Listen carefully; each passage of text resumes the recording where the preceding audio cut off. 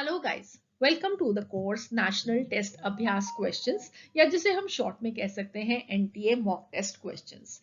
तो एनटीए ने अपनी एक ऐप को लॉन्च किया है जिसे हम नेशनल टेस्ट अभ्यास कहते हैं और उसमें बहुत सारे मॉक टेस्ट गिवन हैं जेई और नीट की प्रिपरेशन के लिए। और उनमें से हमने चैप्टर वाइज क्वेश्चंस को सेपरेट किया है और चैप्टर वाइज सेपरेट करने के बाद उन क्वेश्चन से रिलेटेड जितनी भी कंसेप्ट्स हैं आपको रिवाइज करने के लिए वो हम सारे आपको आज इस लेक्चर में देंगे। वेल ऑब्वियसली सारे के सारे एक लेक्चर में तो कवर नहीं हो सकते, तो हम इनको चैप्टर वाइज डिस्कस करते हुए जाएंगे। तो आज के इस लेक्चर में जो हम टॉपिक डिस्कस करने वाले हैं हाइड्रोजन, तो हाइड्रोजन से रिलेटेड इन मॉक टेस्ट में जितने क्वेश्चंस हैं वो हमने सेपरेट किए हैं। उससे रिलेटेड सारी थियरी को हमने एक जगह पे इकट्ठा किया और फिर कुछ बहुत इंपॉर्टेंट क्वेश्चंस को हमने उनमें से चूज किया जिससे हम वो सारी की सारी थियरी आपको रिवाइज करवा सकें। तो आई होप ये आपको बहुत ज्यादा हेल्पफुल रहेगा। आज के इस लेक्चर में we are going to see 20 very important questions from hydrogen topic और उससे आपके की इंपॉर्टेंट कंसेप्ट्स जो कि हाइड्रोजन से रिलेटेड इन एनटीए मॉक टेस्ट में पूछे गए हैं वो रिवाइज हो जाएंगे। तो आई होप ये आपकी जेई और नीट की प्रिपरेशन के लिए बहुत ज्यादा हेल्पफुल रहेगा। मैं हूं डॉक्टर ऋतु जौहर, आपकी educator from the channel H2O the A to Z of chemistry. And I hope कि आप ये लर्निंग मेरे साथ एंजॉय करेंगे और ये लर्निंग आपके लिए बहुत हेल्पफुल रहेगी। बट बिफोर वी बिगिन, दो तीन इंपॉर्टेंट चीजें। सबसे पहली, आपको अपनी एनसीईआरटी टेक्स्ट बुक को बहुत अच्छे से पढ़ना है। स्पेशली इनऑर्गेनिक और ऑर्गेनिक केमिस्ट्री के लिए बहुत इंपॉर्टेंट है कि आप अपनी एनसीईआरटी टेक्स्ट बुक को रीड करें। दूसरा, इस एक लेक्चर के अलावा हमने एक क्रैश कोर्स हाइड्रोजन को ऑलरेडी अपलोड किया हुआ है और उस कोर्स में अराउंड 70 to 75 क्वेश्चंस को हमने डिस्कस किया है। और सिमिलरली जैसे हम आज क्विक रिवीजन करने वाले हैं, उन सब 70 क्वेश्चन से रिलेटेड हमने कंसेप्ट्स को रिवाइज करवाया है। और उसमें जो हमने क्वेश्चंस लिए हुए हैं वो सारे के सारे प्रीवियस ईयर एग्जामिनेशन के क्वेश्चंस हैं, जेई के, नीट के, जेई एडवांस के, कुछ और कॉम्पिटिटिव एग्जामिनेशन जैसे कि डिफरेंट स्टेट्स में कॉम्पिटिटिव एग्जामिनेशन होते हैं उनके हमने क्वेश्चन लिए और एनसीईआरटी एग्जाम्पलर बुक के लिए। सो इन केस अगर आपको इससे भी और डिटेल्ड मगर एक अच्छी रिवीजन चाहिए, प्रीवियस ईयर क्वेश्चंस के सॉल्यूशंस चाहिए, तो आप लोग वेल उन लेक्चर्स को भी देख सकते हो। वो क्रैश कोर्स या प्रीवियस ईयर क्वेश्चंस के नाम से हमारी एक प्लेलिस्ट में आपको मिल जाएगा। दूसरी चीज, अगर आपको हाइड्रोजन को आज हम जब डिस्कस करेंगे तो कहीं पे भी ऐसा लगे कि आपका ये कंसेप्ट अच्छे से स्ट्रॉन्ग नहीं है मगर ये एनटीए के मॉक टेस्ट में बहुत ज्यादा पूछा गया है और आप उस टॉपिक को अच्छे से डिटेल में रिवाइज करना चाहते हो, तो हमने ऑलरेडी एक कंप्लीट प्ले लिस्ट हाइड्रोजन पे पोस्ट की है जिसके अंदर 13 लेक्चर्स हैं। फॉर एग्जाम्पल, अगर आपको हार्डनेस ऑफ वाटर से रिलेटेड, जो कि यहाँ पे बहुत आपको क्वेश्चन दिखाई देंगे, वो आपको डिटेल में रिवाइज करना हो तो आप उस लेक्चर को देख सकते हैं।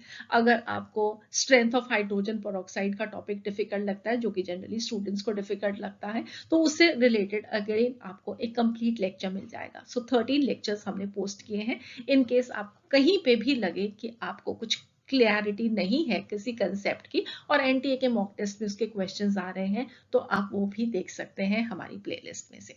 तो चलिए आज की पढ़ाई अब शुरू करते हैं। आई होप कि ये लर्निंग आपके लिए बहुत हेल्पफुल रहेगी। सो हमारा आज का question number 1, hydrogen has 3 isotopes A, B and C. If the number of neutrons in A, B and C respectively are X, Y and Z, then X plus Y and Z will be equal to। Well, एक मेरी और request है आप लोगों से, जैसे हम ये लेक्चर शुरू कर रहे हैं, कि आप हर एक क्वेश्चन को जब आप देखें तो ऑब्वियसली आप सब स्टूडेंट्स जो इस लेक्चर को देख रहे हो, आप अपने जेई और नीट एग्जामिनेशंस के लिए प्रेपरेशन कर रहे हो।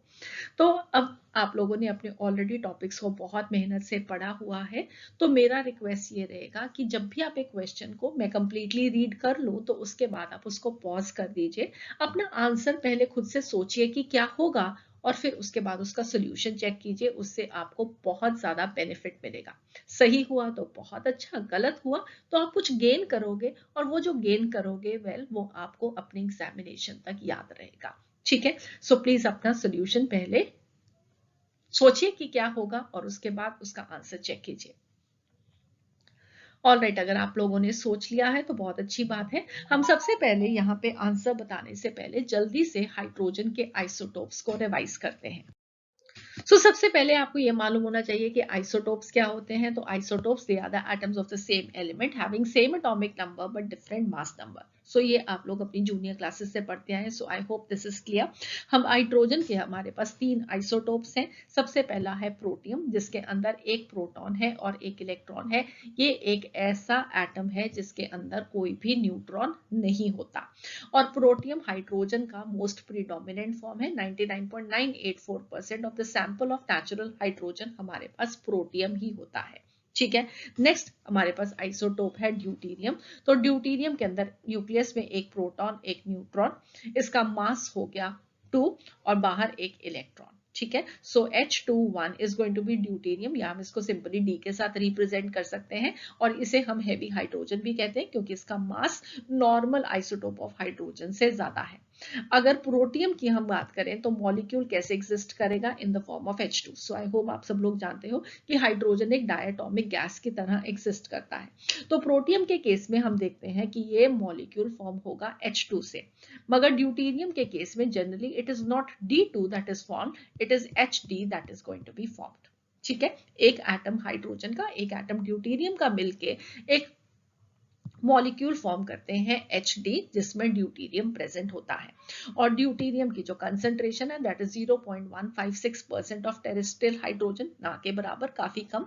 And this can be separated by physical methods. तीसरा आइसोटोप आ जाता है tritium, that is going to be 1 proton 2 neutrons, mass number will be 3 और बाहर एक इलेक्ट्रॉन। राइट, तो प्रोटॉन्स का नंबर सेम रहता है, इलेक्ट्रॉन्स का नंबर सेम रहता है, न्यूट्रॉन्स का नंबर डिफरेंट होता है और इसलिए मास नंबर डिफरेंट होता है। ट्रिटियम एक रेडियो एक्टिव आइसोटोप है जो कि बीटा पार्टिकल्स एमिट करता है, आप उसके रिएक्शन भी देख सकते हो। और ट्रिटियम की कंसंट्रेशन ना के बराबर होती है। अगर हमारे पास 10 टू पावर 18 एटम्स प्रोटियम के होंगे तो सिर्फ एक ही एटम ट्रिटियम का होगा, तो वेरी लेस कंसंट्रेशन। अब नेक्स्ट इंपॉर्टेंट चीज जो कि हर आइसोटोप से रिलेटेड है, जो सब जानते हैं कि आइसोटोप्स की जो केमिकल प्रॉपर्टीज सेम होती हैं क्योंकि उनका एटॉमिक नंबर सेम होता है, उनका नंबर ऑफ इलेक्ट्रॉन्स एक न्यूट्रल एटम के अंदर सेम होता है। मगर यहाँ पे आपको इंपॉर्टेंटली याद क्या रखना है कि आइसोटोप्स की केमिकल प्रॉपर्टीज सेम होती हैं, मगर they differ in the rate of the reaction. Rate of the reaction में क्यों डिफरेंस होता है, क्योंकि उनकी जो बॉन्ड डिसोसिएशन इंथैल्पी है वो डिफरेंट है। H2 को ब्रेक करने के लिए हमें कम एनर्जी लगेगी और HD को ब्रेक करने में हमें ज्यादा एनर्जी लगेगी। ठीक है, इसलिए इनका डिफरेंस है बॉन्ड डिसोसिएशन का, और D2 के लिए और भी ज्यादा लगेगी। तो protium this reacts with chlorine 13.4 times faster than deuterium, जिससे हम अंडरस्टैंड कर सकते हैं कि इनके रेट ऑफ रिएक्शंस में डिफरेंस है। हाइड्रोजन की रिएक्टिविटी ड्यूटेरियम के कंपैरिजन में ज्यादा है। ये आपको याद रखना है। और फिजिकल प्रॉपर्टीज इनकी डिफरेंट होंगी क्योंकि उनका मास में डिफरेंस होता है। ठीक है, I hope this is clear.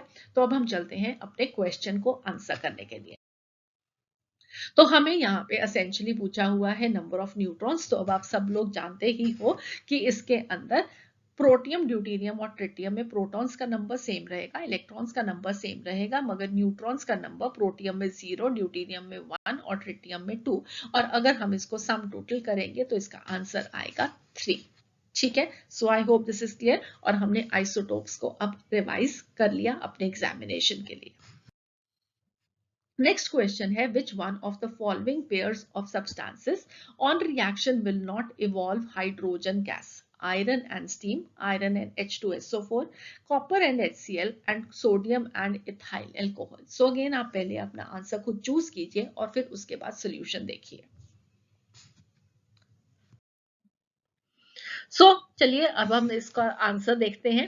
सबसे पहले हम इन रिएक्शंस को देखते हैं कि क्या प्रोडक्ट्स फॉर्म होता है। आयरन और स्टीम के रिएक्शन से प्रोड्यूस होता है Fe3O4 और साथ ही में प्रोड्यूस होता है हाइड्रोजन। ठीक है, उसके बाद हमारे पास नेक्स्ट आते हैं रिएक्शन, आयरन और डाइल्यूट H2SO4 ये प्रोड्यूस करता है फेरस सल्फेट और अगेन हाइड्रोजन गैस इवॉल्व होती है।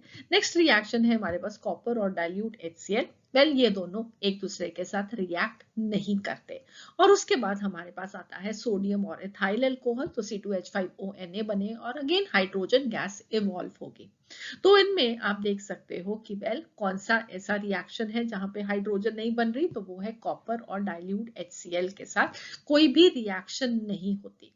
तो इसका जो करेक्ट आंसर है वो है सी चॉइस। मगर आपके एग्जामिनेशन में ऐसी बहुत सारी रिएक्शंस हैं जो कि आपको पूछी जा सकती हैं, सिर्फ यही वाली नहीं।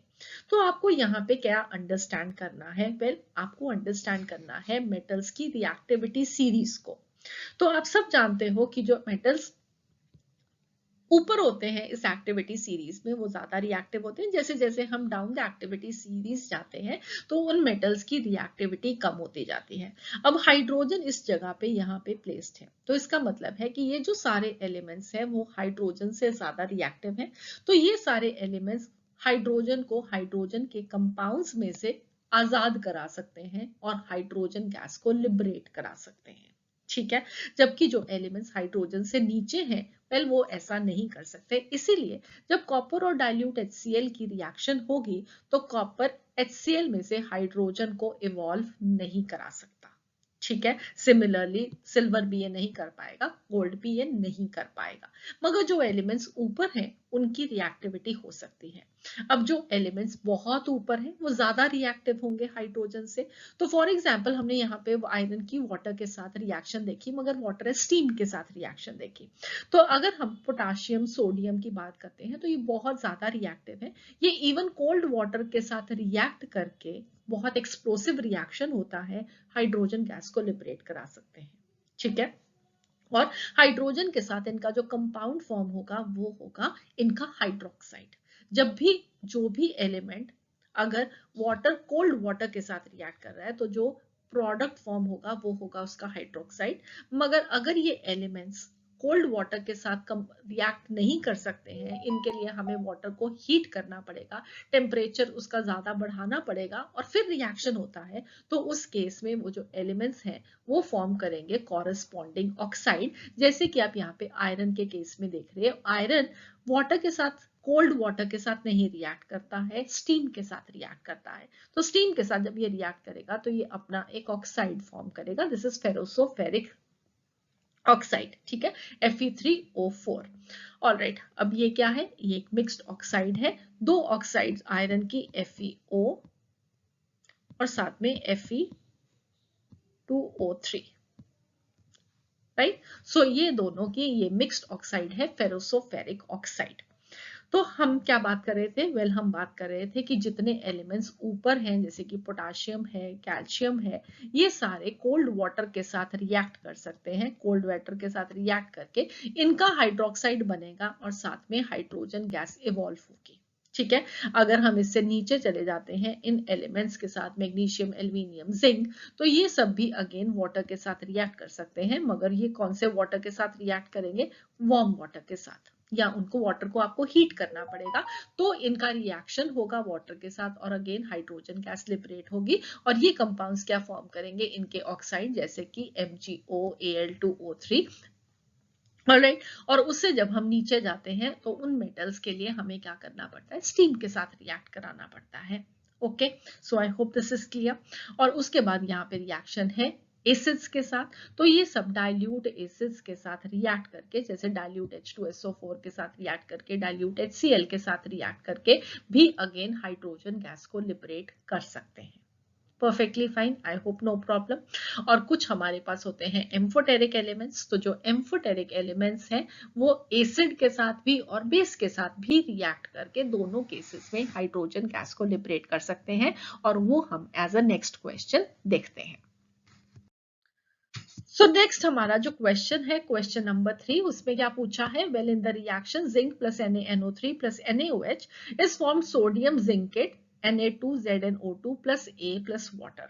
ठीक है, तो आपको सबसे पहले ये A मालूम होना चाहिए क्या है, और फिर उसके बाद आपको बताना क्या है मेरे इस क्वेश्चन में? The sum of stoichiometric coefficients of Zn and A in the balanced reaction with simple integer coefficients is. तो ये एक इंटीजर टाइप क्वेश्चन है जो कि जेईई मेंस और एडवांस एग्जामिनेशन में पूछा जाता है, एनटीए मॉक टेस्ट का क्वेश्चन है। तो आप लोग पहले अपना सॉल्यूशन खुद से सोचिए। अगर आप लोगों ने सोच लिया है तो अब हम इसके जो रिएक्शंस इन्वॉल्व हैं उनको सबसे पहले देखते हैं। तो सबसे पहला जिंक और NaOH का रिएक्शन। तो जिंक आप सब जानते हो कि ये एक एम्फोटेरिक एलिमेंट है, और जो भी एम्फोटेरिक एलिमेंट्स होते हैं वो एसिड और बेस दोनों के साथ रिएक्ट कर सकते हैं। ठीक है, तो जिंक एक्टिविटी सीरीज में आपने देखा था हाइड्रोजन से ऊपर है, तो अगर ये HCl के साथ रिएक्ट करेगा तो ये फॉर्म करेगा जिंक क्लोराइड और हाइड्रोजन गैस इवॉल्व होगी। ठीक है, और जब ये NaOH के साथ रिएक्ट करेगा तो ये फॉर्म करेगा सोडियम जिंकेट Na2ZnO2 और हाइड्रोजन। ठीक है, अब ये जो हाइड्रोजन गैस लिबरेट हुई वो आगे NaNO3 के साथ रिएक्ट करके फॉर्म करेगा NaOH, अमोनिया और वाटर।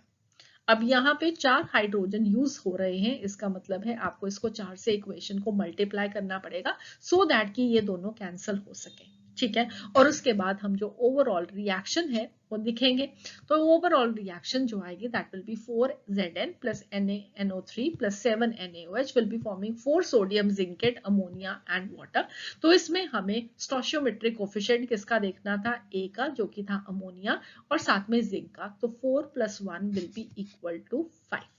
ठीक है, अब ये जो रिएक्शन है प्लीज इसको कहीं पे आप अपनी बुक पे नोट डाउन कर लीजिएगा, क्योंकि एनसीईआरटी टेक्स्ट बुक में ये रिएक्शन गिवन नहीं है, मगर फिर भी मॉक टेस्ट का पार्ट है, इसलिए प्लीज इस रिएक्शन को आप जरूर याद कर लीजिए। ठीक है,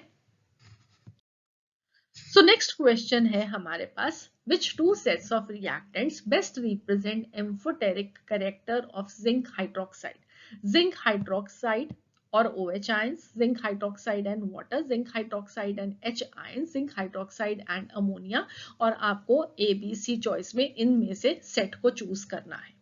तो वेल एम्फोटेरिक कंपाउंड्स वो कंपाउंड्स होते हैं जो कि एसिड के साथ भी रिएक्ट कर सकते हैं, तो बेसिस के साथ भी।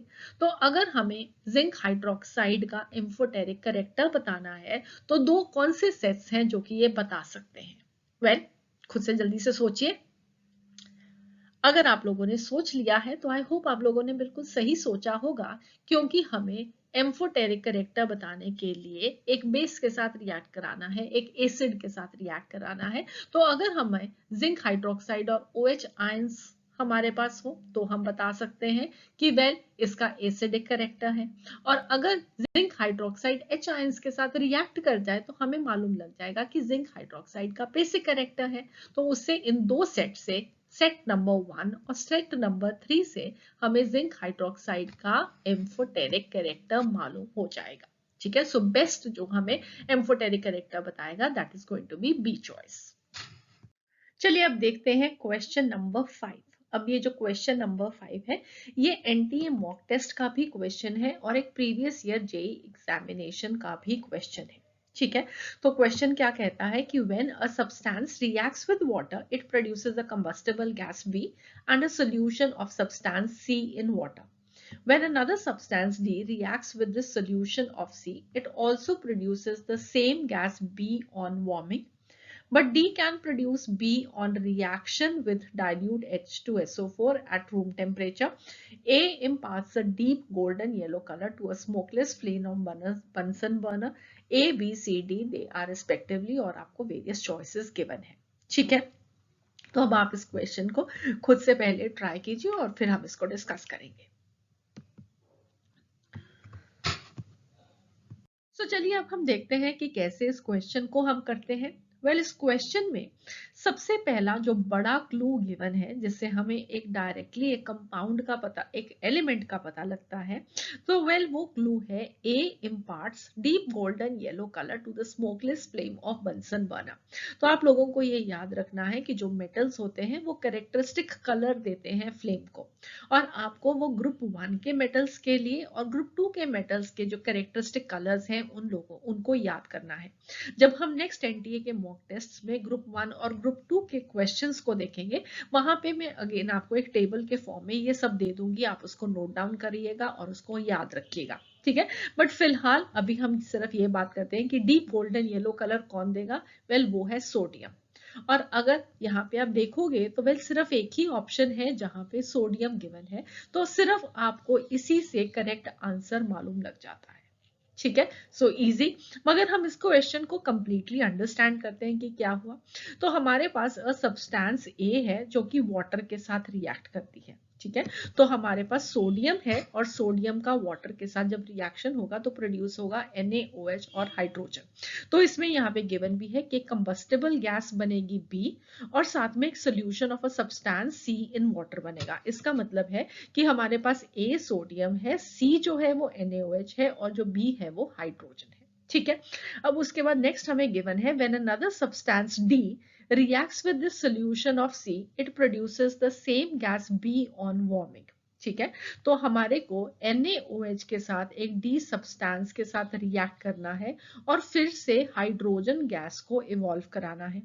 मगर इसमें हमें अब डी का कुछ अभी आइडिया नहीं हुआ, तो let us think more about it. आगे पढ़ते हैं। D can produce be on reaction with dilute H2SO4 at room temperature.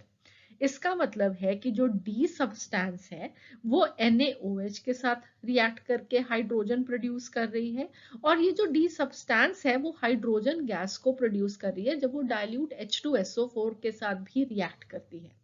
तो ये कैसा एलिमेंट है? ये एक एम्फोटेरिक एलिमेंट है। क्यों एम्फोटेरिक एलिमेंट है? वो इसलिए क्योंकि एसिड और बेसिस दोनों के साथ रिएक्ट करने वाला जो एलिमेंट होगा that will be an amphoteric element. अब इनमें से अगर आप देखोगे तो जिंक एल्यूमिनियम दो एलिमेंट्स हैं जो कि एम्फोटेरिक हैं, ठीक है।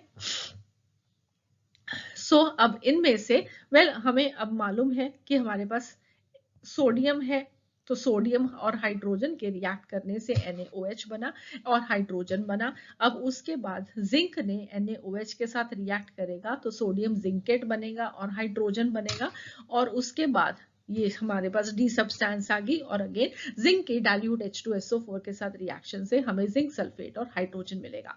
तो हमारा ये जो सारा हमने ए चॉइस को चूज किया, सारा कुछ फिट इन इनटू प्लेस हो रहा है और हमने यहाँ पे रिएक्शन भी सीख ली कि एक अल्कली मेटल वाटर के साथ रिएक्ट करके NaOH फॉर्म करेगा और हाइड्रोजन बनेगा और जब भी अल्कली मेटल्स रिएक्ट कर रहे हैं वो कोल्ड वाटर के साथ रिएक्ट करते हैं, ठीक है, और कॉरस्पॉन्डिंग हाइड्रोक्साइड बनता है। जो नेक्स्ट अभी मैंने आपको बताया था कि जैसे जैसे हम नीचे जाएंगे तो कोल्ड वाटर के साथ नहीं रिएक्शन होगा, हॉट वाटर के साथ होगा, स्टीम के साथ रिएक्शन होगा।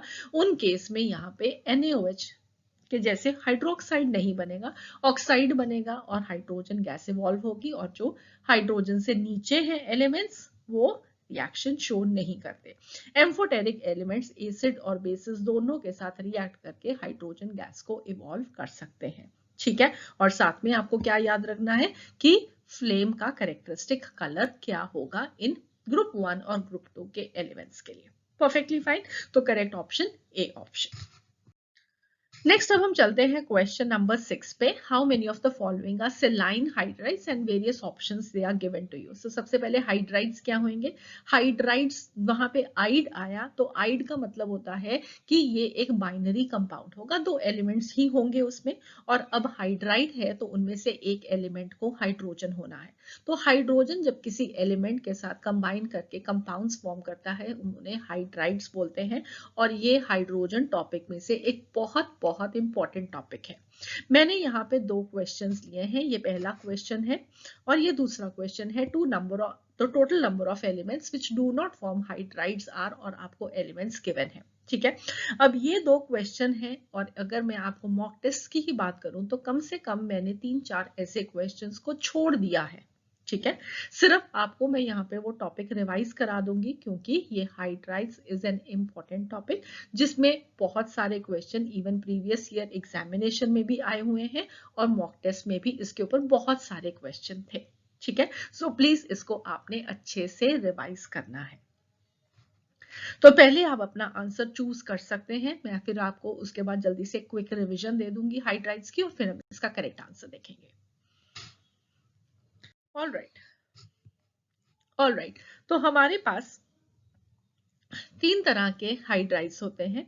आयनिक हाइड्राइड्स, कोवलेंट हाइड्राइड्स और इंटरस्टिशियल हाइड्राइड्स, ठीक है। आयनिक हाइड्राइड्स को हम सेलाइन या सॉल्ट लाइक हाइड्राइड्स भी बोलते हैं। ये होंगे compounds of hydrogen with the s block elements, ठीक है। एग्जांपल्स है lithium hydride, sodium hydride, potassium hydride, rubidium, caesium hydride, strontium, barium hydride. Do remember कि लिथियम हाइड्राइड और बेरिलियम हाइड्राइड इनके में लिथियम और बेरिलियम का साइज बहुत छोटा होता है और उसमें इसलिए कोवलेंट कैरेक्टर थोड़ा ज्यादा होता है, बाकी सब आयनिक कंटेंट, इनके अंदर आयनिक कंटेंट ज्यादा होता है। ठीक है, तो ये आपको एक तो याद रखना है। नेक्स्ट उसके बाद आगे कोवलेंट हाइड्राइड्स। तो कोवलेंट हाइड्राइड्स मोलिकुलर हाइड्राइड्स होंगे, ये कोवलेंट कंपाउंड्स होंगे और most of the P block elements covalent hydrides form करते हैं, जैसे कि मीथेन है, अमोनिया है, वाटर है, HF है। उसके बाद आगे इंटरस्टिशियल हाइड्राइड्स, इन्हें हम मेटालिक हाइड्राइड्स भी कहते हैं और हम इन्हें नॉन स्टोशियोमेट्रिक हाइड्राइड्स भी कहते हैं। अगर आप यहाँ पे आयनिक और कोवलेंट हाइड्राइड्स में देखोगे तो यहाँ पे हाइड्रोजन की और दूसरे एलिमेंट की जो कॉम्बिनेशन हो रही है वो as a stoichiometric whole number ratio में कंबाइन करते हैं, मगर इंटरस्टिशियल हाइड्राइड्स में हम देखते हैं कि वो होल नंबर रेशियोज में कंबाइन नहीं कर रहे हैं। होता क्या है कि हमारे पास एक मेटल का लैटिस होता है, उसके अंदर हाइड्रोजन एम्प्टी स्पेसेस में एब्जॉर्ब हो जाती है और यहाँ पे ये फॉर्म करते हैं इंटरस्टिशियल हाइड्राइड्स। कौन से एलिमेंट्स फॉर्म करते हैं? डी और एफ ब्लॉक के एलिमेंट्स ये हाइड्राइड्स फॉर्म करते हैं। ठीक है, तो ये हमारे पास एक क्लासिफिकेशन होगी इन 3 टाइप्स के हाइड्राइड्स की, जिसके बेसिस पे आप अपना पहला क्वेश्चन, जो क्वेश्चन नंबर 6 था, वो कर सकते थे, जहां पे आपको आयनिक हाइड्राइड्स के बारे में पूछा गया था। ठीक है, ओके। अब यहाँ पे नेक्स्ट चीज जो इंपॉर्टेंट है, जो कि क्वेश्चन नंबर 7 के लिए इंपॉर्टेंट थी, वो क्या था कि metals of group 7, 8 and 9 they do not form any hydrides. Group number 7, 8, 9 और साथ में नोबल गैसेस, ऐसे ग्रुप्स हैं जिनमें कोई भी हाइड्राइड फॉर्म नहीं होता, अदरवाइज बाकी सब ग्रुप के जो एलिमेंट्स होते हैं वो हाइड्राइड्स फॉर्म करते हैं। ओके, इसलिए इस पर्टिकुलर गैप को हम एक हाइड्राइड गैप बोलते हैं। अब ग्रुप 6 में से भी प्लीज डू इंपॉर्टेंटली रिमेंबर कि सिर्फ एक क्रोमियम है जो कि हाइड्राइड्स फॉर्म कर सकता है, बाकी कोई भी एलिमेंट हाइड्राइड्स फॉर्म नहीं कर सकता। सो आई वुड वांट कि आप लोग पीरियोडिक टेबल को एक बार यहीं पे दोबारा से देख लीजिए, हम उन एलिमेंट्स को दोबारा से रीड कर ले, सो दैट कि आप क्वेश्चन नंबर 7 को आसानी से अटेम्प्ट कर सके। सो ये है हमारा पीरियोडिक टेबल, जिसमें हमने कहा कि ग्रुप नंबर 7, ग्रुप नंबर 8 और ग्रुप नंबर 9 के जो एलिमेंट्स हैं वो हाइड्राइड्स फॉर्म नहीं करेंगे, और साथ ही में प्लीज डू रिमेंबर कि नोबल गैसेस भी हाइड्राइड्स फॉर्म नहीं करेंगी। ठीक है, और ग्रुप नंबर 6 में से सिर्फ क्रोमियम एक ऐसा एलिमेंट है जो कि हाइड्राइड फॉर्म करेगा। तो मॉलिबेडनम है, टंगस्टन है, मैंगनीज है, टेक्नियम है, रिथियम है, iron, ruthenium, osmium, cobalt, rhodium, iridium, ये एलिमेंट्स हैं जो कि हाइड्राइड्स फॉर्म नहीं करते। तो अब आप जो पहले दोनों क्वेश्चन थे, क्वेश्चन नंबर 6 और क्वेश्चन नंबर 7 को आप अटेम्प्ट कर सकते हैं। सो क्वेश्चन नंबर 6 में हमें पूछा गया था कि कौन कौन से सेलाइन हाइड्राइड्स हैं। तो आपको क्या देखना है, ग्रुप 1 और ग्रुप 2 के एलिमेंट्स कहाँ कहाँ पे हैं। तो एक हमारे पास है सोडियम, ठीक है, उसके बाद हम लिथियम और कैल्शियम, ये 3 है हमारे पास एस ब्लॉक के elements. Please do remember HF एक मॉलिकुलर कोवलेंट हाइड्राइड है, ये आयनिक हाइड्राइड नहीं है, चाहे ये ग्रुप 1 में टॉप ऑफ द ग्रुप है, मगर प्लीज डू रिमेंबर कि हाइड्रोजन की जो प्रॉपर्टीज होती हैं वो सिमिलर होती हैं ग्रुप 1 से भी, ग्रुप 7 से भी, और यहाँ पे ये जो हाइड्राइड्स फॉर्म करेगा, कैसे हाइड्राइड फॉर्म करेगा, वो कोवलेंट हाइड्राइड फॉर्म कर रहा है। ठीक है, सो इसका करेक्ट आंसर 3। नेक्स्ट अब हमारे पास, आई होप अब ये आपको क्लियर है, इसमें अब और कुछ नहीं बताने वाला।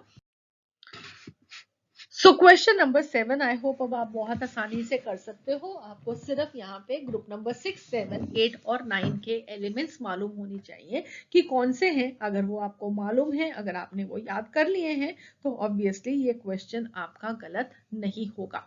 तो इसमें जो एलिमेंट्स हैं जो कि ग्रुप 6, 7, 8, 9 के हैं, that are going to be molybdenum, then iron, cobalt, ruthenium and tungsten. They do not form hydrides. Do remember कि chromium will be forming a hydride. ठीक है, I hope this is clear. तो हमारे पास ये elements का number हो गया 5, जो कि हाइड्राइड्स यहाँ पे फॉर्म नहीं कर रहे। इसी तरीके से एक और इंपॉर्टेंट क्लासिफिकेशन हाइड्राइड्स में है हमारे पास कोवलेंट हाइड्राइड्स की, और उसके ऊपर भी बहुत सारे एग्जामिनेशन में क्वेश्चंस आए हुए हैं, और इवन एनटीए के मॉक टेस्ट में भी थे। मैंने वो क्वेश्चन को यहाँ पे पुट नहीं किया, बट हम जल्दी से कोवलेंट हाइड्राइड्स की क्लासिफिकेशन को रिवाइज करते हैं।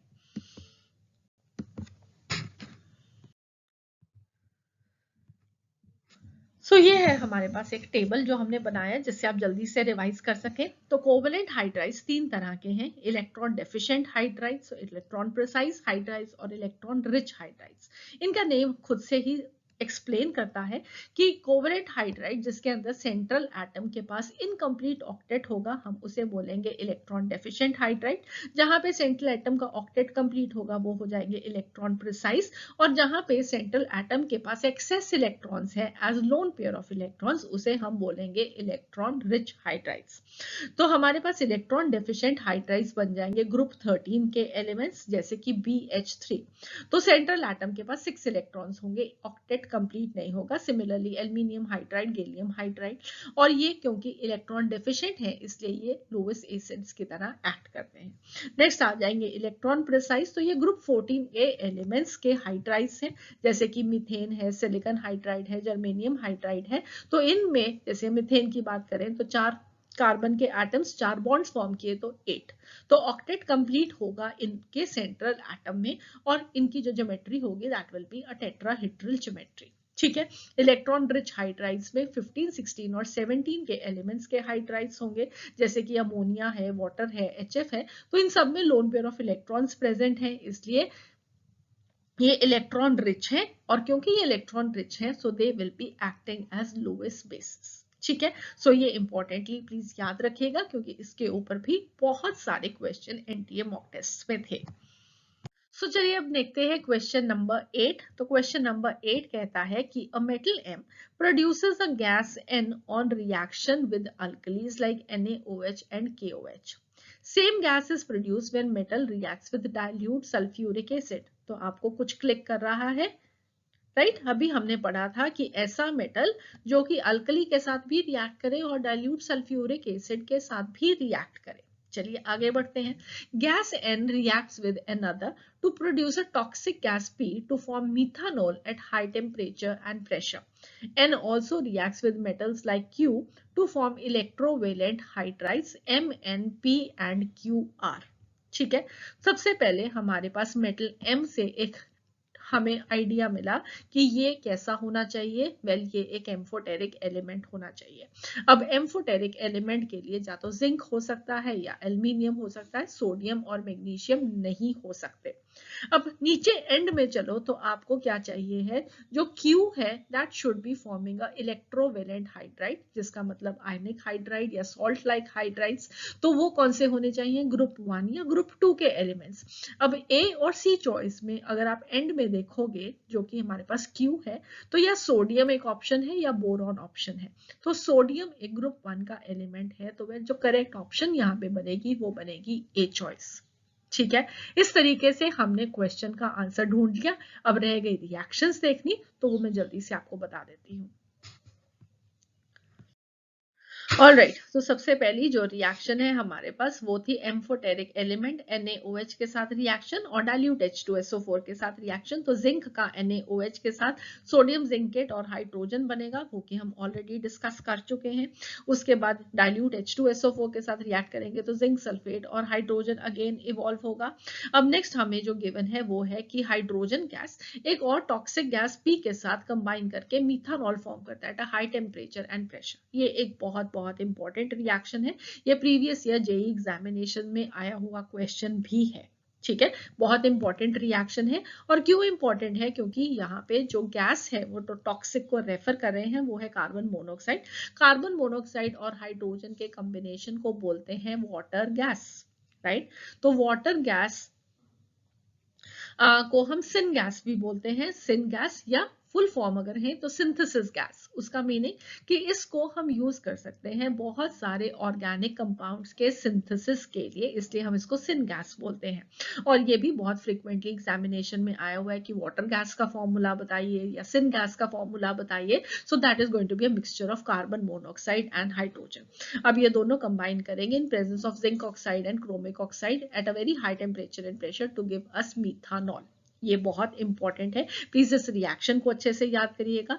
इनफैक्ट हाइड्रोजन की प्रेपरेशन में वॉश प्रोसेस गिवन है, वो अगेन इंपॉर्टेंट है, जिसमें हम रेड हॉट कोक को स्टीम के ऊपर पास करके कार्बन मोनोऑक्साइड और हाइड्रोजन का ये वाटर गैस फॉर्म करते हैं और फिर उसमें से हम कार्बन मोनोऑक्साइड को कन्वर्ट करते हैं कार्बन डाइऑक्साइड में, उसको सेपरेट कर देंगे और हमें मिलेगी हाइड्रोजन गैस। सो प्लीज इस प्रोसेस को जल्दी से अच्छे से रिवाइज कीजिएगा, इंपॉर्टेंट प्रेपरेशन है, बहुत सारे क्वेश्चंस यहाँ पे एग्जामिनेशन में उससे आते हैं। ओके और उसके बाद हमारी फोर्थ रिएक्शन की जो एलिमेंट इलेक्ट्रोवेलेंट हाइड्राइड फॉर्म कर ले हाइड्रोजन के साथ, that is going to be sodium according to this question. ठीक है, तो इलेक्ट्रोवेलेंट हाइड्राइड कौन फॉर्म करेगा, ग्रुप 1 और ग्रुप 2 के एलिमेंट्स। सो करेक्ट ऑप्शन क्या हो जाएगा, A choice. Next question, which one of the following statements about water is false. तो यहाँ पे असेंशियली अब हम कौन से टॉपिक को डिस्कस करने वाले हैं, वाटर, और वाटर से रिलेटेड कुछ इंपॉर्टेंट चीजें वो है फिजिकल प्रॉपर्टीज। फिजिकल प्रॉपर्टीज के अंदर हमारे पास ice, water and gaseous state of water, तीन सॉलिड लिक्विड गैस की तरह एग्जिस्ट करता है, और लिक्विड स्टेट में और सॉलिड स्टेट में ये हाइड्रोजन बॉन्डिंग करता है। ये सब इंपॉर्टेंट चीजें हैं। उसके बाद वाटर की रिएक्शंस हैं। वाटर एक एम्फोटेरिक एलिमेंट एम्फोटेरिक कंपाउंड है और वो दोनों एसिड और बेस की तरह एक्ट कर सकता है। कुछ इंपॉर्टेंट चीजें हैं जो कि आपको वाटर के बारे में याद रखनी है। और उसके बाद मोस्ट इंपॉर्टेंटली आपको वाटर से रिलेटेड जो याद रखना है वो है, आपको गिवन है हार्ड वाटर की स्टडी। ठीक है, तो हार्ड वाटर क्या होता है, सॉफ्ट वाटर क्या होता है, हार्ड वाटर के अंदर कौन से सॉल्ट्स प्रेजेंट होते हैं, ये आपको याद रखना है। फिर उसकी हार्डनेस को हम कैसे रिमूव करते हैं, ये सब क्वेश्चंस हैं जो कि एग्जामिनेशन में आते हैं। तो चलिए one by one in questions को देखते हैं और अंडरस्टैंड करते हैं इन कंसेप्ट्स को। तो हमारे पास question number 9, which one of the following statements about water is false. Ice formed by heavy water sinks in normal water. Water oxidizes to oxygen during photosynthesis. Water can act as both acid and base. There is extensive intramolecular hydrogen bonding in the condensed phase. तो आप अपना answer choose कीजिए। तो इसका जो correct answer वो है correct answer D choice. ठीक है, अब ये डी चॉइस क्यों है, वन बाय वन इसको अंडरस्टैंड करते हैं। सबसे पहले ए चॉइस। ए चॉइस में लिखा है ice formed by heavy water sinks in normal water. ठीक है, तो जो नॉर्मल आइस होगी, नॉर्मल वाटर से बनने वाली, वो हम जानते हैं कि उसकी डेंसिटी जो होती है वो कम होती है, दैट फ्लोट्स ऑन वाटर। ठीक है, मगर अगर हैवी वाटर हो जाएगा तो दैट मीन्स कि वो ड्यूटेरियम आइसोटोप से बना है, उसका मास ज्यादा होगा। उसका मास ज्यादा होगा तो डेंसिटी ज्यादा होगी, और क्योंकि डेंसिटी ज्यादा होगी इसलिए हैवी वाटर से बनने वाली आइस सिंक कर जाएगी नॉर्मल वाटर में। ठीक है, नेक्स्ट हमारे पास है water oxidises to oxygen during photosynthesis. तो आई होप ये आप सब जानते हो कि कार्बन डाइऑक्साइड और वाटर रिएक्ट करके ग्लूकोज और ऑक्सीजन फॉर्म करेंगे। इसमें अगर आप ऑक्सीडेशन स्टेट देखोगे तो वाटर में ऑक्सीजन की ऑक्सीडेशन स्टेट -2 और एलिमेंटल स्टेट में 0। सो -2 से 0 इंक्रीज इन ऑक्सीडेशन नंबर। तो यहाँ पे क्या हुआ है, वाटर की ऑक्सीडेशन। ठीक है, next, water can act as both acid and base. तो वाटर एक एम्फोटेरिक कंपाउंड है, उसको अगर हम डिसोसिएट करेंगे तो that will be forming H ions and OH ions. अगर ये एक बेस के साथ रिएक्ट करेगा तो H आयंस पार्टिसिपेट करेंगे रिएक्शन में। अगर ये एसिड के साथ रिएक्ट करेगा तो OH आयंस पार्टिसिपेट करेंगे रिएक्शन में। देयरफॉर ये एसिड और बेस दोनों की तरह ही एक्ट कर सकता है, एक बेस के साथ एसिड की तरह और एक एसिड के साथ बेस की तरह, इसीलिए ये एक एम्फोटेरिक कंपाउंड है। ठीक है, I hope this is clear. और नेक्स्ट जो फोर्थ चॉइस है, जो कि हमारी गलत चॉइस है, वो है there is extensive intermolecular hydrogen bonding. Intramolecular hydrogen bonding नहीं प्रेजेंट है। इंट्रा का मतलब है कि मॉलिक्यूल के अंदर ही हाइड्रोजन बॉन्डिंग का होना, नहीं। ये कैसी हाइड्रोजन बॉन्डिंग होगी, इंटरमोलिक्यूल, दो मॉलिक्यूल्स के बीच में होने वाली हाइड्रोजन बॉन्डिंग को हम इंटरमोलिकुलर हाइड्रोजन बॉन्डिंग कहते हैं। तो लेट अस सी दैट। तो ये हमारे पास है water in the liquid state and water in the solid state. ठीक है, तो water in the liquid state में भी हाइड्रोजन बॉन्डिंग होती है, सॉलिड स्टेट में भी हाइड्रोजन बॉन्डिंग होती है, मगर ये सॉलिड स्टेट में आइस की फॉर्मेशन में ज्यादा एक ऑर्गेनाइज्ड वे में होती है, और हम देखते हैं कि एक open cage like structure form हो जाता है इन केस ऑफ आइस। जबकि वाटर में रैंडमली मॉलिक्यूल्स जैसे ही अपने आसपास आते हैं तो उनके बीच में हाइड्रोजन बॉन्डिंग होती है। ठीक है, तो ये ऑर्गेनाइज्ड है, ये एक अनऑर्गेनाइज्ड है। इसलिए हम देखते हैं कि आइस और वाटर में दोनों में हाइड्रोजन बॉन्डिंग होती है, but still density of ice is less than that of water because of the open cage like crystal. तो इसके अंदर ये जो एम्प्टी स्पेसेस आ गई, उसके वजह से आइस की डेंसिटी कम हो जाती है वाटर से। नेक्स्ट अब हम मूव करते हैं क्वेश्चन नंबर 10। जैसे कि मैंने आपको बताया कि hardness of water, this is very very important. तो हम यहाँ पे कुछ concepts of hardness of water को रिवाइज करेंगे विद 2-3 क्वेश्चंस। ठीक है, तो हमारे पास पहला क्वेश्चन क्या है, when zeolite hydrated sodium silicate is treated with hard water, sodium ions they are exchanged with H ions, calcium ions, sulphate ions, magnesium ions. तो यहाँ से सबसे पहला इंपॉर्टेंट कंसेप्ट जो कि आपको मालूम होना चाहिए कि हार्ड वाटर में कौन से सॉल्ट्स प्रेजेंट होते हैं। ठीक है, अगर आपको ये मालूम हो कि कौन से सॉल्ट्स प्रेजेंट होते हैं, तो वेल आप अंडरस्टैंड कर लोगे कि सोडियम आयंस किसके साथ एक्सचेंज होंगे। सोडियम आयंस हैं, पॉजिटिव आयंस हैं, तो वो भी पॉजिटिव आयंस के साथ ही एक्सचेंज होंगे। और पॉजिटिव आयंस जो हार्डनेस कॉज करते हैं वो है कैल्शियम आयंस और मैग्नीशियम आयंस। सो इसका जो करेक्ट आंसर होगा that is going to be A choice. ठीक है, तो जल्दी से इस कंसेप्ट को हम रिवाइज करते हैं। तो हमारे पास सबसे पहले हैं टाइप्स ऑफ वाटर। वाटर के क्या दो टाइप्स हैं? वेल, सबसे पहले हमारे पास है सॉफ्ट वाटर और फिर हार्ड वाटर। सॉफ्ट वाटर वो वाटर है जो कि सोप के साथ लैदर प्रोड्यूस करता है, जबकि हार्ड वाटर लैदर प्रोड्यूस नहीं करता सोप के साथ। Soft water, this does not contain any dissolve calcium and magnesium salts, जबकि हार्ड वाटर में कैल्शियम और मैग्नीशियम के सॉल्ट्स डिजॉल्व होते हैं।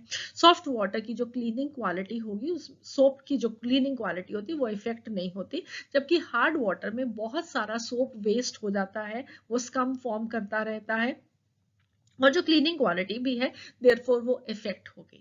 Soft water is going to be suitable for laundry and industrial boilers, hard water is not suitable for laundry and boilers. Laundry के लिए I hope आप understand करते हो कि क्लीनिंग क्वालिटी बहुत अच्छी नहीं है, सोप बहुत ज्यादा वेस्ट होता है, इसलिए हमारे को हार्ड वाटर नहीं चाहिए। बॉयलर्स के लिए क्यों? क्योंकि ये जो कैल्शियम और मैग्नीशियम के सॉल्ट्स हैं, वेल जब हम इन्हें बॉईल करते हैं तो ये कैल्शियम मैग्नीशियम कार्बोनेट्स फॉर्म कर देते हैं, और ये जो इनके वाइट कलर के प्रेसिपिटेट होते हैं जो कि बॉयलर्स के वॉल्स पे, फ्लोर पे जाके डिपॉजिट हो जाते हैं। उसकी वजह से जो बॉयलर्स की हीटिंग कैपेसिटी होती है, एफिशिएंसी होती है, वो कम हो जाती है, इसलिए हम उसको बॉयलर्स के लिए भी यूज नहीं कर सकते। ठीक है,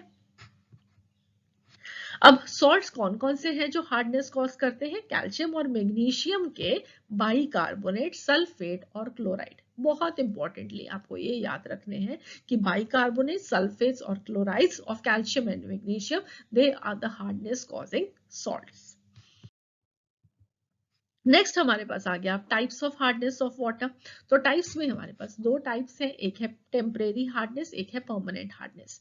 टेम्परेरी हार्डनेस होगी बाइकार्बोनेट्स की वजह से, और बाकी के दो क्या रहेंगे? क्लोराइड्स और सल्फेट्स। तो chlorides and sulphates of calcium and magnesium की वजह से होगी परमानेंट हार्डनेस, क्योंकि यहाँ पे बाइकार्बोनेट है तो कार्बोनेट हार्डनेस ऑफ वाटर भी इसको कहते हैं, और क्योंकि यहाँ पे कार्बोनेट्स नहीं है, बाइकार्बोनेट्स नहीं है, तो हम इसको non carbonate hardness of water भी कहते हैं।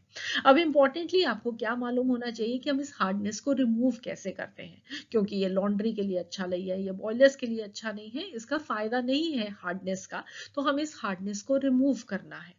तो अब इस हार्डनेस को रिमूव करने के लिए, टेम्परेरी हार्डनेस के लिए हम बॉइलिंग कर सकते हैं पानी की। क्लार्क्स मेथड यूज कर सकते हैं, जहां पे हम ऐड करते हैं एक मेजर्ड क्वांटिटी में slate lime, that is calcium hydroxide. ठीक है, फिर उसके बाद आ गया परमानेंट हार्डनेस। तो परमानेंट हार्डनेस को रिमूव करने के लिए वॉशिंग सोडा ऐड किया जा सकता है, that is sodium carbonate. Exchange of ions किया जा सकता है, that is in zeolite permutit process, या इसको आयन एक्सचेंज मेथड कहते हैं। कैल्गन्स मेथड यूज करते हैं, सिंथेटिक रेजिन मेथड यूज करते हैं, और इन सब मेथड्स को हमने डिटेल में एक्सप्लेन किया हुआ है अपनी कंप्लीट हाइड्रोजन वाली प्लेलिस्ट में। I think that is going to be lecture number 9।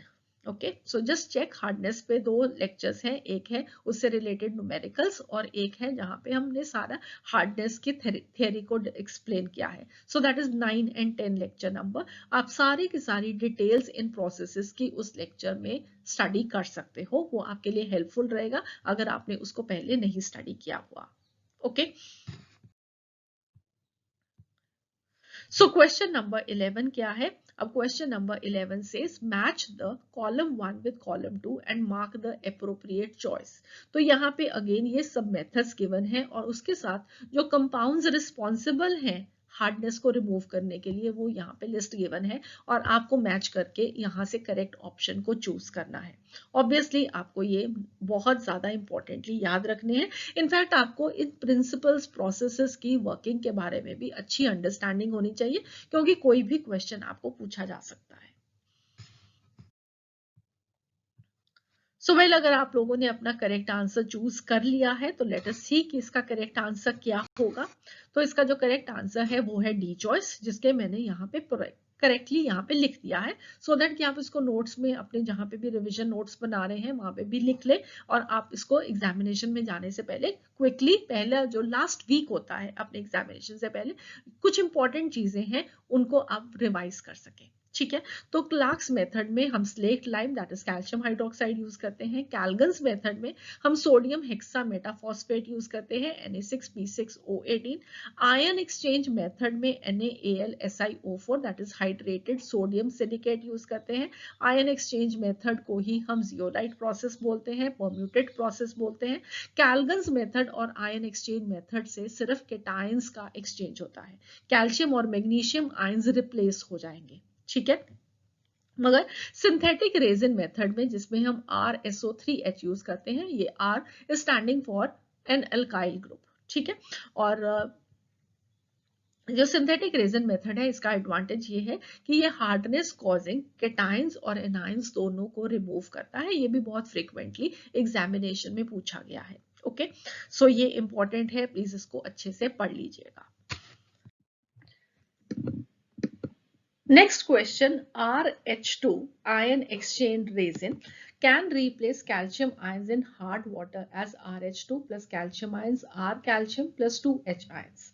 If 1 liter of hard water after passing through RH2 has a pH 3, then the hardness of calcium ions in ppm is going to be 10 ppm, 40 ppm, 100 ppm, 20 ppm. So please आप अपना question try कीजिए और इस question का explanation मैं आपके try करने के बाद अभी देती हूँ. और साथ ही में जैसे मैंने आपको बताया लेक्चर नंबर 10 में हार्डनेस से रिलेटेड कैसे आपने क्वेश्चंस को सॉल्व करना है ये डिटेल्ड अंडरस्टैंडिंग गिवन है. सो आप मेरी उस प्लेलिस्ट में से लेक्चर नंबर 10 को जरूर देख लीजिएगा और वहां पे प्रीवियस ईयर क्वेश्चंस भी गिवन है 2019-20 के. सो आप प्लीज उनको भी वहां पे चेक कर लें. फाइन. सो ऑलराइट, अब आप इसको ट्राई कीजिए फिर हम डिस्कस करते हैं.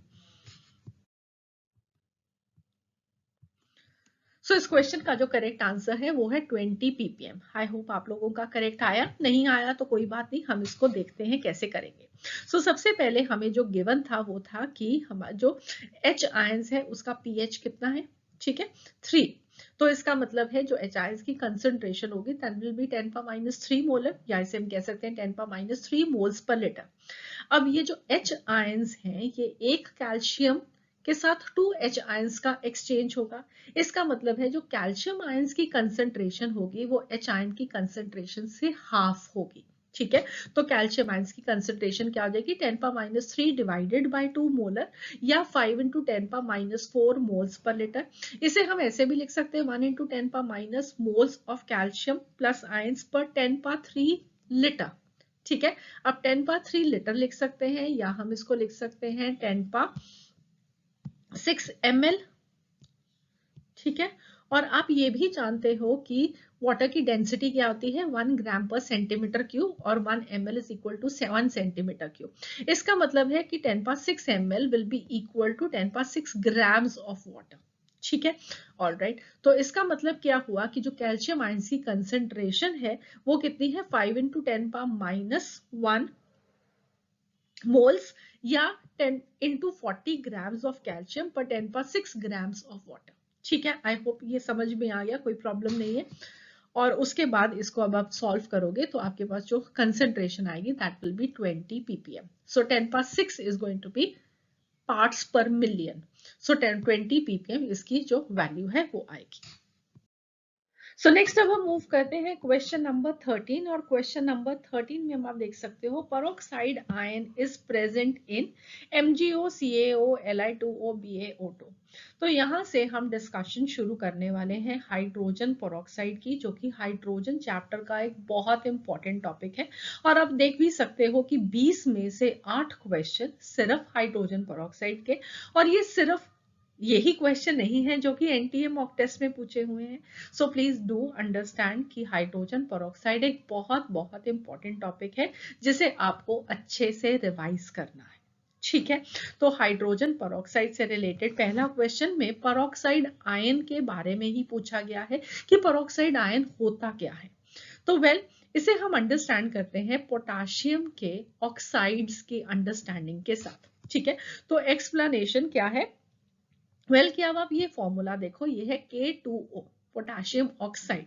तो प्लीज डू रिमेंबर कि जो अल्कली मेटल्स होते हैं और अल्कलाइन अर्थ मेटल्स होते हैं, उनकी ऑक्सीडेशन स्टेट वेरिएबल नहीं होती। अल्कली मेटल्स की हमेशा +1 ऑक्सीडेशन स्टेट होगी और अल्कलाइन अर्थ मेटल्स की हमेशा +2 ऑक्सीडेशन स्टेट होगी। वो वेरिएबल ऑक्सीडेशन स्टेट शो नहीं करते। ठीक है, तो इसका मतलब है अब यहाँ पे पोटाशियम की अगर +1 ऑक्सीडेशन स्टेट है, इसको आपने 2 से मल्टीप्लाई किया तो +2 plus x, this is going to be equal to 0, so x is going to be equal to -2, right. तो इसका मतलब है यहाँ पे ऑक्सीजन की जो ऑक्सीडेशन स्टेट है वो कितनी है? -2। तो हम इसको लिख सकते हैं this is an oxide ion, O2 negative. ठीक है, उसके बाद अब आप ये फॉर्मूला देखो, this is K2O2, this is potassium पर ऑक्साइड। अगेन आप K2O2 में इसको अगर हम रब करें यहाँ पे, राइट, सो हमारे पास ये पोटाशियम की अगेन +1 ऑक्सीडेशन स्टेट, मल्टीप्लाई किया हमने 2 से तो +2 आ गया। अब ये यहाँ पे +x × 2 क्योंकि 2 ऑक्सीजन के एटम्स हैं, right. So this is +2 = 2x, sorry 2x is equal to -2, right. तो x की वैल्यू कितनी आ जाएगी? -1। तो यहाँ पे ऑक्सीडेशन स्टेट कितनी है ऑक्सीजन की? -1। या हम इसको लिख सकते हैं कि पेरोक्साइड आयन को आप कैसे रीड कर सकते हो? O2 negative. ठीक है, तो 2 ऑक्सीजन के एटम्स के ऊपर -2 चार्ज है और एक ऑक्सीजन के ऊपर -1 चार्ज है। जब भी एक ऑक्सीजन के ऊपर -1 चार्ज आएगा तो वो क्या होगा? पर ऑक्साइड आयन। नेक्स्ट अब हम देखते हैं KO2, this is potassium super oxide. इसके अंदर जो फॉर्मूला बनेगा K+ और O2 के ऊपर -1, तो एक ऑक्सीजन के ऊपर -0.5 ऑक्सीडेशन स्टेट आएगी। तो इस आयन को आप क्या बोलोगे? पर ऑक्साइड आयन, राइट। तो ऑक्साइड के अंदर -2 ऑक्सीडेशन स्टेट, पर ऑक्साइड के अंदर -1 ऑक्सीडेशन स्टेट और पर ऑक्साइड के अंदर -0.5 ऑक्सीडेशन स्टेट। तो ये आपको अब इन फॉर्मूला में चेक करना है और उससे आप बता सकते हो कि पर ऑक्साइड आयन कौन सा होगा। मैग्नीशियम पे +2 तो ऑक्सीजन पे -2, कैल्शियम पे +2 तो ऑक्सीजन पे -2, लिथियम पे +1 × 2 तो अगेन +2, तो ये भी हो गया -2। बेरियम पे +2 और 2 ऑक्सीजन के एटम्स के ऊपर -2, तो एक ऑक्सीजन के ऊपर -1 आएगा। तो इसका मतलब है कि डी चॉइस बेरियम पर ऑक्साइड है। ठीक है, तो इस तरीके से यहाँ पे जो करेक्ट आंसर बनेगा वो है डी ऑप्शन, और ये बहुत रिपीटेडली एग्जामिनेशन में पूछा गया है। ठीक है, सो आई होप आप इसको अब अच्छे से समझ गए हैं और गलती एग्जाम में नहीं करेंगे। नेक्स्ट क्वेश्चन है hydrogen peroxide, this acts as an oxidising agent in neutral medium, acidic medium, alkaline medium, both acidic and alkaline medium. तो आई थिंक जिसने भी हाइड्रोजन पेरोक्साइड को पढ़ा है वो इतना जरूर जानता है कि hydrogen peroxide this acts as oxidising agent in both alkaline as well as acidic medium. Correct option D है। इनफैक्ट वो न्यूट्रल मीडियम में भी एक ऑक्सीडाइजिंग एजेंट की तरह एक्ट कर सकता है। सिमिलरली एक रिड्यूसिंग एजेंट की तरह भी एक्ट कर सकता है acidic, basic, even neutral media में। ठीक है, सो ये आपको हाइड्रोजन पेरोक्साइड के बारे में मालूम होना चाहिए। और फिर उसके बाद आपकी एनसीईआरटी टेक्स्ट बुक में बहुत सारी रिएक्शंस गिवन है जो कि आपको H2O2 के ऑक्सीडाइजिंग और रिड्यूसिंग कैरेक्टर के बारे में बताती हैं। तो वो आपको रिएक्शंस अच्छे से याद करनी है। यहाँ पे मैं आपको कुछ एग्जाम्पल्स देने वाली हूँ कि रिएक्शंस किस तरीके से एग्जाम में क्वेश्चन पूछा जा सकता है, मगर वहां पे कोई भी रिएक्शन आ सकती है। सो आपको ये सब रिएक्शंस अच्छे से आनी चाहिए। So question number 15, in which reaction hydrogen peroxide acts neither as an oxidizing nor as a reducing agent? PbS plus H2O2. Second, SO3 2 negative sulfite ions plus hydrogen peroxide, PbO2 plus hydrogen peroxide and sodium carbonate and H2O2. तो again अब आप लोगों को यहाँ पे 4 reactions पूछी गई हैं, उनके प्रोडक्ट्स मालूम होंगे तभी आप बता सकोगे कि वो ऑक्सीडाइजिंग एजेंट की तरह या रिड्यूसिंग एजेंट की तरह एक्ट कर रहा है. सो प्लीज बहुत अच्छे से हाइड्रोजन पेरोक्साइड से रिलेटेड एक एक रिएक्शन को अच्छे से आपको याद करना है. इसका करेक्ट आंसर जो है वो है डी चॉइस कि सोडियम कार्बोनेट के साथ जब रिएक्शन होती है हाइड्रोजन पेरोक्साइड की, it acts neither as an oxidising agent nor as a reducing agent. तो हम रिएक्शन देखते हैं कि क्या है. ठीक है, तो रिएक्शन में सोडियम कार्बोनेट और H2O2 के रिएक्शन में बनेगा सोडियम पेरोक्साइड, वाटर और कार्बन डाइऑक्साइड. किसी भी एलिमेंट की ऑक्सीडेशन स्टेट में फर्क नहीं पड़ता, इसलिए H2O2 acts as an acid when it is reacting with sodium carbonate. अब ये एसिड की तरह क्यों एक्ट करे? एक इंपॉर्टेंट क्वेश्चन यहाँ पे ये भी पूछा जाता है कि Na2CO3 कैसा सॉल्ट है, राइट? तो प्लीज डू रिमेंबर ये एक अल्कलाइन सॉल्ट है. क्यों एक अल्कलाइन सॉल्ट है? वेल, अल्कलाइन सॉल्ट इसलिए है क्योंकि ये सोडियम कार्बोनेट बना है NaOH और H2CO3 के कॉम्बिनेशन से, राइट? एक एसिड बेस के न्यूट्रलाइजेशन से. ये एक स्ट्रॉन्ग बेस है, ये एक वीक एसिड है और स्ट्रॉन्ग बेस और वीक एसिड के कॉम्बिनेशन से बनने वाला सॉल्ट अल्कलाइन होगा. ठीक है, इसलिए H2O2 जब इसके साथ रिएक्ट करके एक और सॉल्ट फॉर्म कर रहा है तो यू कैन जस्ट रिमेंबर कि ये एक एसिड की तरह एक्ट करेगा एक अल्कलाइन सॉल्ट के साथ. ठीक है, ओके. सो अब हम बाकी की जो 3 रिएक्शंस हैं उनके भी प्रोडक्ट्स देख लेते हैं कि क्या है, सो दैट कि आपके जो कंसेप्ट्स हैं वो रिवाइज होते जाएं, आपको रिएक्शंस बार बार पढ़ने से रिवीजन में आती जाए, आप भूले नहीं कि क्या प्रोडक्ट्स फॉर्म होते हैं. सो पहली रिएक्शन क्या थी? PbS plus H2O2. तो इससे क्या बनेगा? PbSO4 और वाटर, राइट? तो इसमें क्या हो रहा है PbS में? वेल, ये है -2 ऑक्सीडेशन स्टेट सल्फर की, यहाँ पे सल्फर की ऑक्सीडेशन स्टेट होगी +6. सो ये होगी PbS से PbSO4 ऑक्सीडेशन. ठीक है, और ऑक्सीडाइजिंग एजेंट कौन होगा? Hydrogen peroxide. तो हाइड्रोजन पेरोक्साइड का क्या हो रहा है? रिडक्शन हो रहा है. कैसे मालूम लगा? यहाँ पे ऑक्सीजन की ऑक्सीडेशन स्टेट -1, यहाँ पे -2. So decrease in oxidation state means reduction. जो खुद रिड्यूस होता है that will be acting as an oxidising agent. ठीक है, अब ये जो रिएक्शन है इसकी एक बहुत इंपॉर्टेंट सिग्निफिकेंस है जो कि एग्जामिनेशन में पूछी जाती है. So please do remember that also. और वो सिग्निफिकेंस क्या है कि लेड पेंटिंग्स का जो व्हाइट कलर होता है वो थोड़ी देर बाद एक्सपोजर टू एयर से ब्लैकन हो जाता है. एयर में ऐसा क्या होता है जो कि लेड पेंटिंग्स को ब्लैक कर देता है? तो वो है hydrogen sulphide. Hydrogen sulphide lead के साथ रिएक्ट करके फॉर्म करता है PbS जो कि ब्लैक कलर का होता है, साथ में हाइड्रोजन गैस इवॉल्व होती है. सो अगर हम उस पेंटिंग के ओरिजिनल व्हाइट कलर को रिस्टोर करना चाहें तो क्या करेंगे? उसको डिप करेंगे in a solution of dilute H2O2 और H2O2 PbS के साथ रिएक्ट करके PbSO4 फॉर्म करेगा और हाइड्रोजन फॉर्म करेगा और ये जो PbSO4 है that will B also white in colour. ठीक है, so please do remember this significance also. ठीक है, ऑल राइट. नेक्स्ट थी सल्फाइड आयंस. तो सल्फाइड आयंस अगेन H2O2 की प्रेजेंस में सल्फेट आयंस में कन्वर्ट होंगे. तो अगेन ये भी एक oxidising nature of hydrogen peroxide का एग्जाम्पल है. अगेन यहाँ पे सल्फर की जो ऑक्सीडेशन स्टेट होगी that will be +4 and +4 to +6. ठीक है, उसके बाद नेक्स्ट है PbO2 plus H2O2. तो ये एक रिड्यूसिंग प्रॉपर्टी का एग्जाम्पल है हाइड्रोजन पेरोक्साइड का. सो PbO2 plus H2O2 will be forming PbO water plus oxygen, right?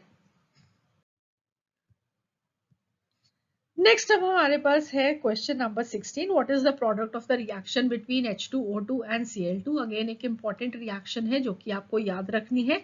आप चॉइसेस देख के अपना आंसर खुद से चूज कर सकते हैं पहले. सो इसका जो करेक्ट आंसर है वो है बी चॉइस. क्लोरीन और H2O2 मिलके फॉर्म करेंगे HCl और ऑक्सीजन. ठीक है, अगेन इसके प्रोडक्ट्स याद करें. प्लीज हाइड्रोजन पेरोक्साइड की सब रिएक्शंस को बहुत अच्छे से याद करिएगा. मैं बार बार आपको कह रही हूँ, आपको एग्जामिनेशन में बहुत फ्रिक्वेंटली हाइड्रोजन पेरोक्साइड पे क्वेश्चन मिलेगा. Next question, hydrogen peroxide again oxidizes thiosulfate ion into. it is going to oxidize into sulfite ions, sulfate ions, SF4O6 2 negative और sulfur. सो करेक्ट आंसर यहाँ पे अगेन क्या है कि थायोसल्फेट को भी ये सल्फेट आयंस में ऑक्सीडाइज करेगा. सल्फेट आयंस में सल्फर की मैक्सिमम ऑक्सीडेशन स्टेट है, तो जनरली आप देखोगे कि जब भी इनकी ऑक्सीडेशन हो रही है, hydrogen peroxide is a good oxidising agent, तो अपनी हाईएस्ट ऑक्सीडेशन स्टेट पे ये जाके सल्फर की ऑक्सीडाइज कंपाउंड बन रहे हैं. ठीक है, तो H2O2 plus S2O3 2 negative will be forming sulfate, water and H ions. Next आ गया क्वेश्चन नंबर 18. अगेन एक बहुत इंपॉर्टेंट प्रॉपर्टी हाइड्रोजन पेरोक्साइड की, ब्लीचिंग एक्शन. तो ब्लीचिंग एक्शन हाइड्रोजन पेरोक्साइड का क्यों होता है?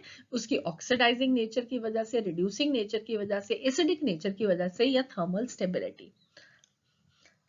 तो वेल इसका जो करेक्ट आंसर है वो है डी, थर्मल इंस्टेबिलिटी की वजह से. अब ऐसा क्यों होता है? तो प्लीज डू अंडरस्टैंड कि हाइड्रोजन पेरोक्साइड अगर प्योर होगा फॉर्म में तो वो अनस्टेबल होगा और वो डिकम्पोज करेगा to form water and oxygen either on heating और लॉन्ग स्टैंडिंग.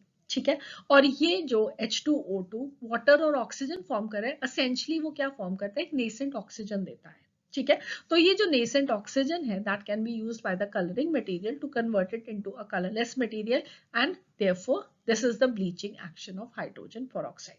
ठीक है, तो नेसेंट ऑक्सीजन इवॉल्व होगी हाइड्रोजन पेरोक्साइड के अनस्टेबल होने की वजह से, और ये नेसेंट ऑक्सीजन कलरिंग मैटर को कलरलेस कन्वर्ट करेगा, ब्लीच कर देगा. Perfectly fine.